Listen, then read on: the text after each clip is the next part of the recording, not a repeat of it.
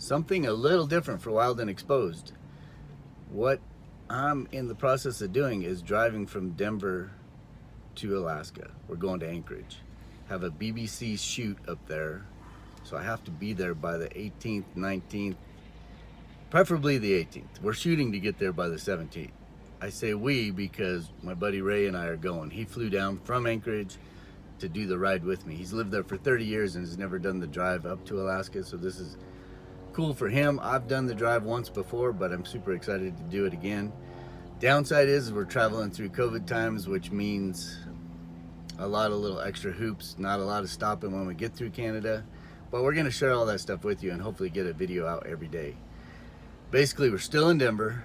One of the first little hiccups was, in order to get through the Canadian border, you have to have a negative COVID test. So us being us, we didn't think about this till yesterday. It's Saturday. Thought about it yesterday at Friday afternoon about 4 o'clock. So we scheduled an appointment at Walgreens. We went there this morning, got the test, but they told us 3 to 5 days, which totally screws up our schedule, but I mean, that's okay. We'll still make it.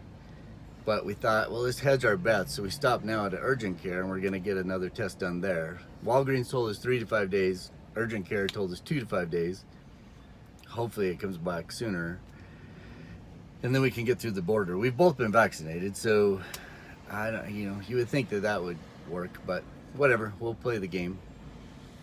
Anyway, 54 hours total drive time.